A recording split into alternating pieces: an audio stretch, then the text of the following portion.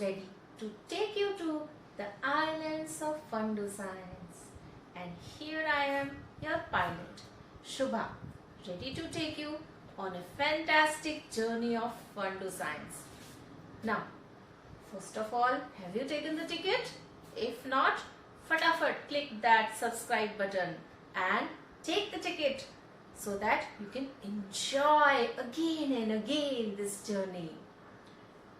Well, today I am going to start with talking to you about my favorite dish. You know what dish I like? I like pizza a lot. I hope many of you would be liking pizza. Especially that fluffy bread of pizza on which that tangy sauce is there. So, one thing again. Yeah, all of us, we have a special ingredient in our breakfast, and that is bread, that fluffy bread. I would like to tell you there is one magic ingredient in it about which we are going to talk today. And yes, this is a kind of fungus. Don't go away. Don't stop eating it.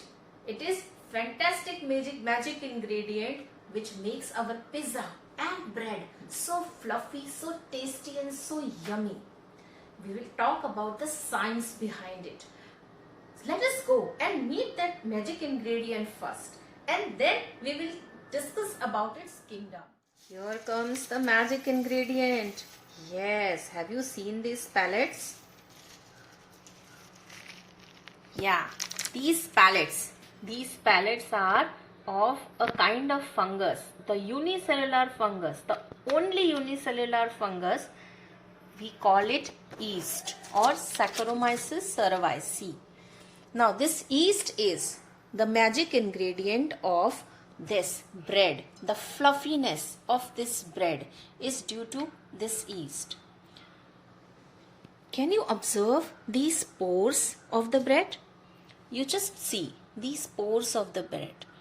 These pores are due to this yeast.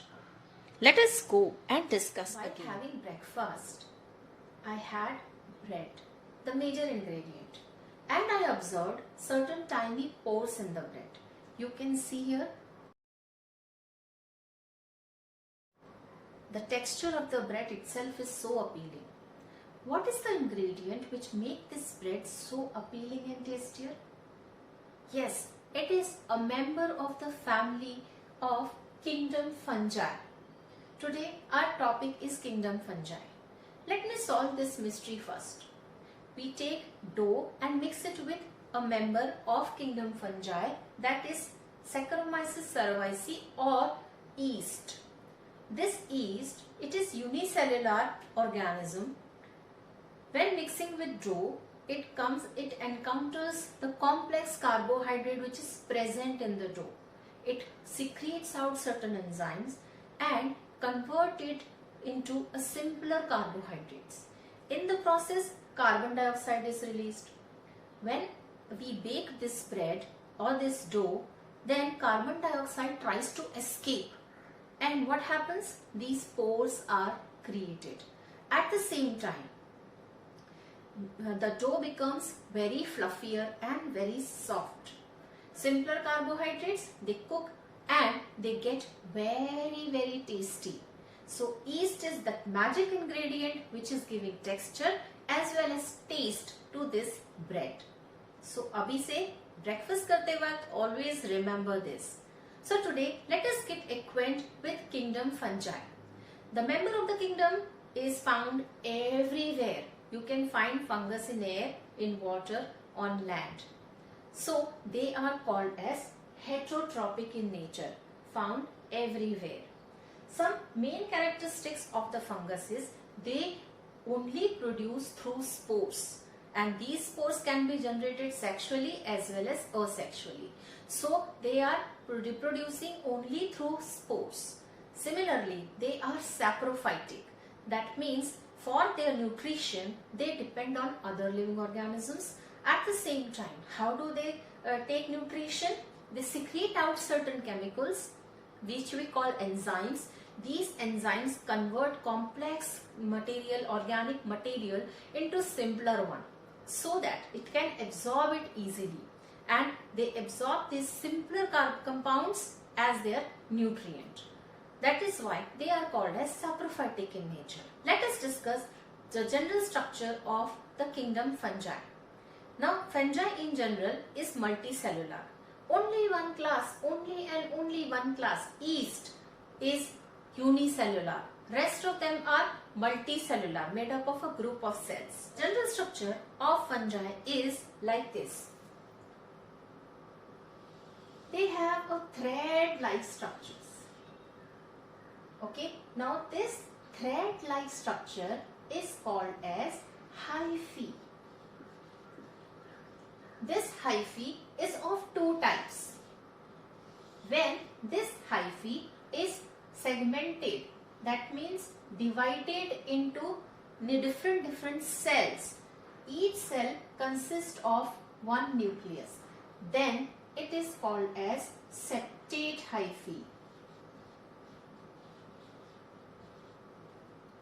When a single hyphae is showing multinucleate structure, that means in a hyphae there is no division through septate, as you can see here, but a single thread consists of many nucleus, then it is a septate hyphae and we call it as cenocytic hyphae.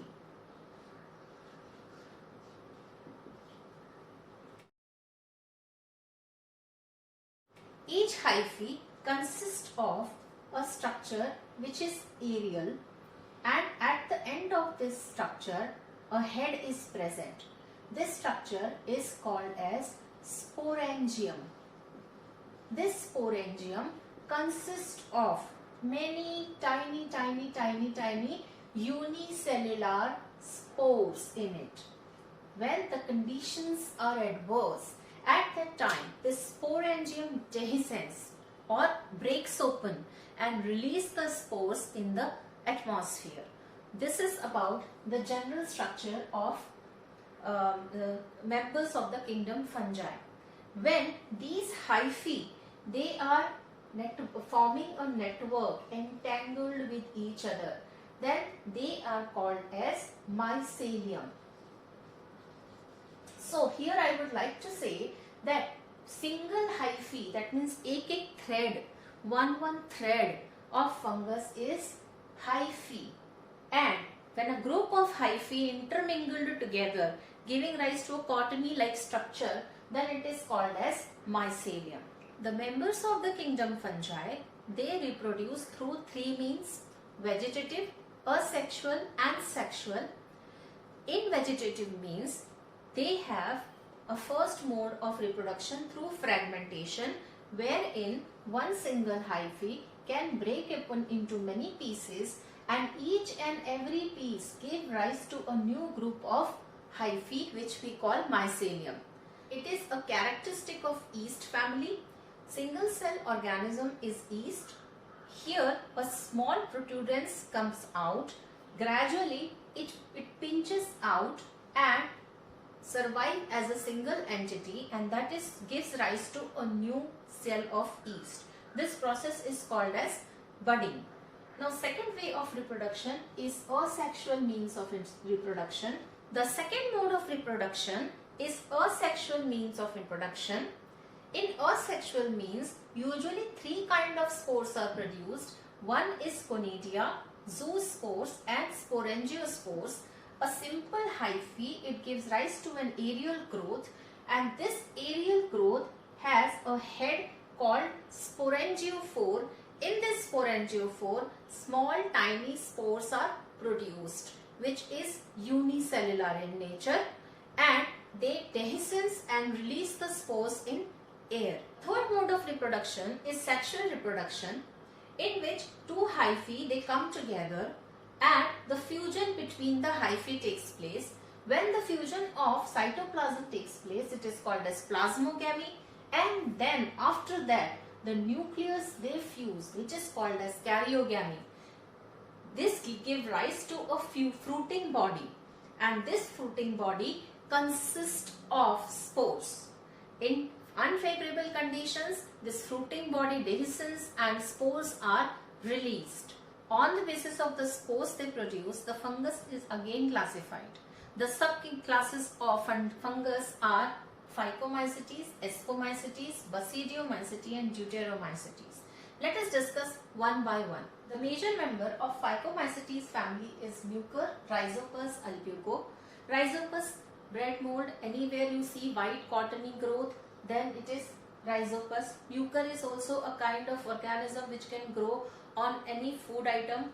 Albugo, you would have observed yellow spots on the leaf. That is because of albugo. It infects the leaf, it degrades the chlorophyll, and that is why yellow patch appear on the leaf.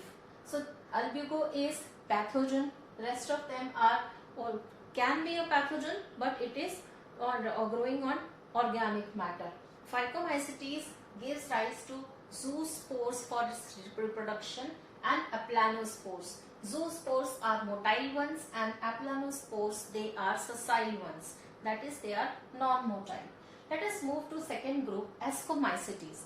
Ascomycetes group is industrially very important. You would have heard a member penicillium, very common.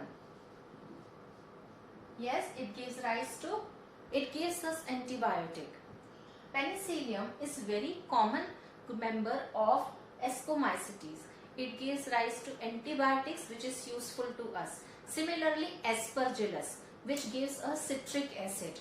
Sodium glutamate is also given by Ascomycetes. Sodium glutamate means Ajinomoto. Likewise, Ascomycetes members, they are commercially very important. It gives us various kind of hormones, antibiotics, various kind of commercially important products. Ascomycetes, they are septate hyphae. That means hyphae is divided into many cells and properly segmented. Similarly, it has a spores which we call asci. This asci is present in a fruiting body which we call ascocarp. Let us move to the next group, that is Basidiomycetes. In Basidiomycetes, the peculiarity is that sexual reproduction is the only mode of reproduction. Asexual reproduction does not take place. That means the hyphae which is present, it comes together, plasmogamy takes place, and after plasmogamy, the karyogamy takes place, and this gives rise to fruiting body. Can you guess this fruiting body is something like this? Now though you would have definitely guessed that it is a family of mushroom. Yes, and Basidiomycetes is the family of mushroom. That button of mushroom is nothing but the fruiting body. Inside the fruiting body, the spores are present, and we call these spores as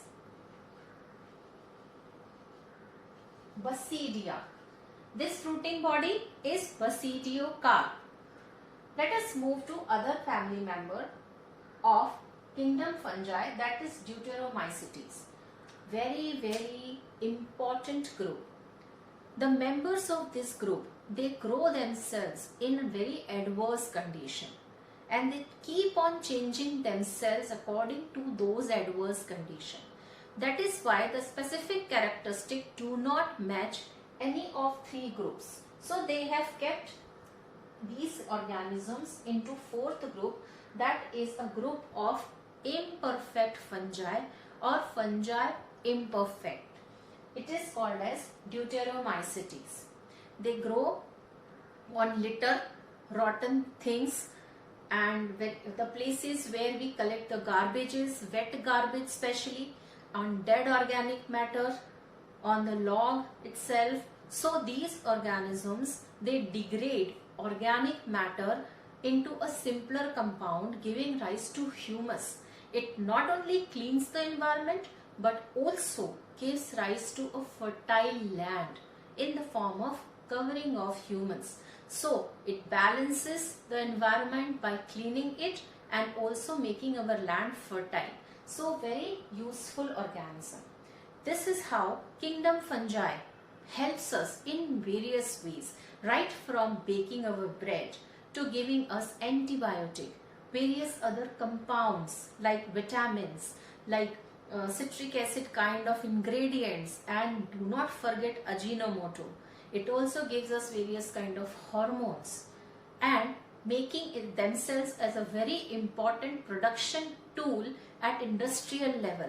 Similarly, the mushroom, we have it and it is a very rich source of vitamin B12. But not the least, Deuteromycetes, or very friendly organisms, even if they are pathogens, but we should oblige that they clean our environment and give rise to humus, so that they are also helping us in their own way. But we should keep themselves away from it because they are pathogens too. In this way, the fungi, kingdom fungi, is useful to us, and here we get acquainted with it. See you in my next video. Till then, bye-bye.